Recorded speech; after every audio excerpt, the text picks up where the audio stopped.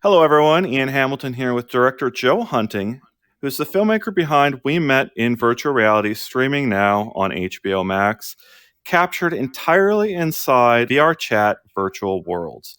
It appeared at the Sundance Film Festival earlier this year, and on the poster it says, "The setting is virtual, the connections are real." There is one question that I have right at the top of my head after watching the film and noticing that you've made some kind of directorial choice in not representing these people at all outside of their VR chat personas.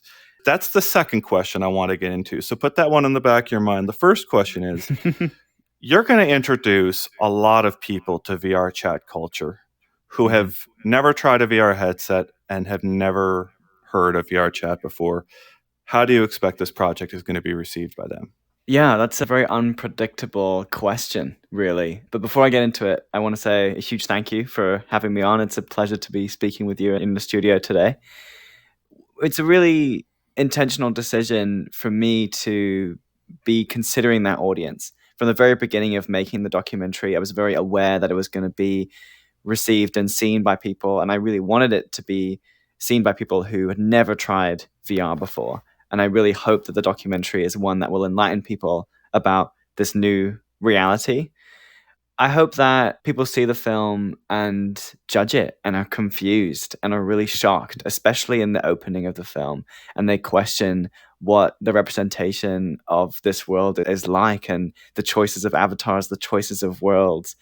There's so many ways it can be interpreted, but I think my intention is to start a conversation. And immediately from the trailer release alone, and now the film is going to be available, I know that so many people are on so many spectrums with social media, online culture, especially VR, as it's so new for so many people. There's so many ways it can be interpreted, but every way it can be is, to me, a conversation. If I was to speak to the reaction that I really want to achieve, it is to open minds and to show people that we can find community and support and express ourselves in very unique ways that are constantly evolving and constantly changing. And so that's what I really want people to find in the film. I'm wondering what that conversation might become if there is the lack of any physical grounding to your presentation here. Right. Exactly. Again, a very intentional decision that actually came from when I was making my short films. I made my first short film in 2018 and released it in 2019 titled A Wider Screen. And I showed that film at festivals. And in this short film, we get to see the reveal of the authentic, real selves of the subjects of the film when we see them in VRChat. And as I was touring the film, I would often ask people, what was your favorite moment? And what moment was really dramatic to you and that you enjoyed the most? And it was always, my favorite moment was when I got to see the people in real life and see their authentic image. And that to me was actually quite upsetting because that wasn't the truth and the representation that I really wanted people to connect with. I wanted people to connect with their more fantastical images, their representations of themselves, and see the excitement and the joy that I see in them when filming with them in VRChat.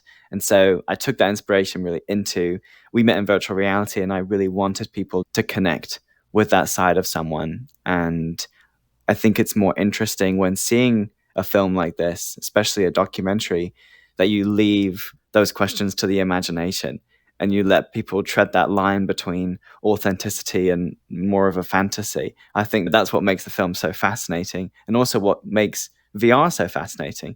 I never saw the real images of the subjects of the film or anyone featured until the film was finished. And so the film is how I saw them as well as a director and as a filmmaker, and I want audiences to feel that too. That is a very interesting bit of context to add there at the end. Were there any surprises for you then as director when you did your own reveal of who these people were? Oh, good. Well, I mean, first of all, it felt amazing. It was such a thrill and it was so warm and wonderful to finally see the real images of these people that I was working with for a year and a half almost. We watched the film together and obviously spoke all about it. And then we all got on video camera and had that moment. And I think the best way to sum up that experience is there was a moment of kind of confusion, just realizing who they were in our physical world and how they present themselves and seeing the connections to their avatar as well. I think with every cast member who appears in the documentary, I could immediately see them with their avatar. There was immediate correlations. Like Jenny, for example, as we see here behind me, has pink hair. And Dust Bunny has very similar hair than her avatar does as well. And the body language, you feel that when we're interviewing. We were always in very intimate situations when making the documentary. And so I immediately felt a presence and a similarity in their body. And so it was very quick to fall into that and understand that new world. But it was a wonderful experience. I really have nothing negative to say. Interesting. You started production on this while finishing a film degree when COVID hit, right? Is that correct? Mm-hmm. And that's right.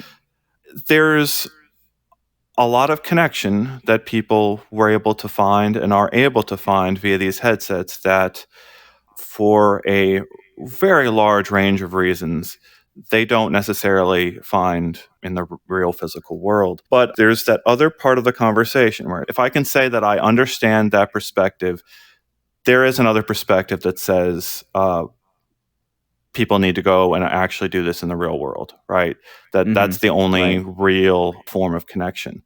And I'm curious how those perspectives are going to collide as this film reaches more people. If you had to take a poll of your audience of 100 people or 1,000 people that are going to be introduced to this, do you think they're going to be open-minded or closed-minded about what they see?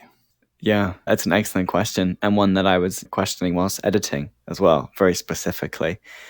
I think we'll have a mix of both audiences. And to just speak to the closed-minded reaction that we've already been facing with the documentary, and it's really fascinating to read and understand that perspective.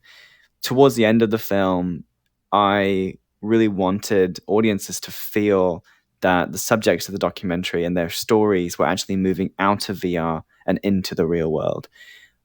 I personally agree, very much so, that the healthiest way to engage in this technology, especially in a social context, is in a balance with physical socialization and virtual socialization.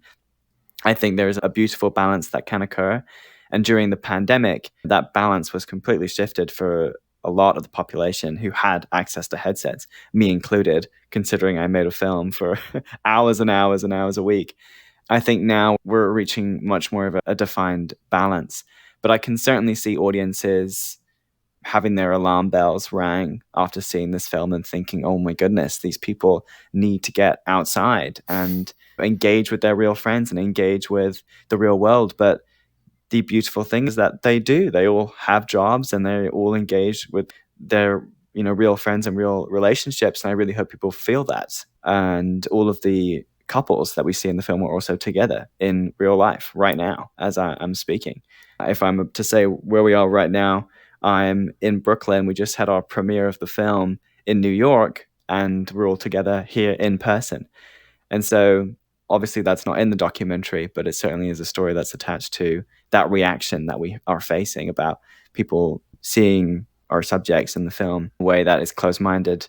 I hope that the journey that we've had making it, as well as the film itself, presents the idea that isn't a stereotype, that these stigmas are false, and we can have a healthy balance if we engage in the technology in the right way. Can you tell us about how you actually captured what were your camera tools inside of VRChat? Oh, yes, absolutely. So VRChat, if I'm sure many of the people watching have tried VRChat, has a native camera that's really accessible and easy to pull out using the menu system. And with this camera, you can zoom in, you can change your depth of field and add these really nice cinematic qualities. And I didn't use that camera. I used it as a base for using a third-party camera that someone in the VRChat community named Hirobiki created called VRCLens. You upload this other camera through your avatar, and then you override the VRChat camera with this avatar camera, which allows for a lot more cinematic tools. With VRCLens, I was able to change my aperture to a very precise f-stop. I could change my focal length. I had focus assist on my display. I could fly as a drone. I could change my exposure. And it was like a real cinema camera that you'd use in live action, but translated into VR, which gave me the ability to shoot very intimate handheld shots with a very distinct camera presence, and also shoot these sweeping drone sequences that we see in some of the dance sequences in the film. And so the camera that I used was VRCLens, which was created by Hirobiki in the community. You're just out of college now. You've made a feature-length documentary that is airing on HBO. What role do you see virtual cameras playing in your future? I'm definitely going to stay in VR. I've learned a great deal making We Met in Virtual Reality, both in my directing, in working with people, collaborating, and the technicalities of doing a production with VRCLens and VRChat, and working with avatar and world creators. And I certainly intend to stay in VR for my next project.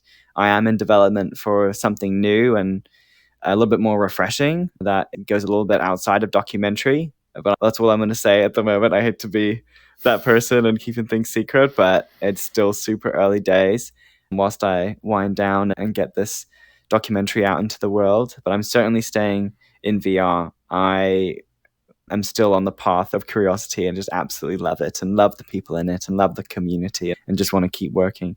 In terms of greater scope, I think filming in VR has the ability to become its own separate genre of film.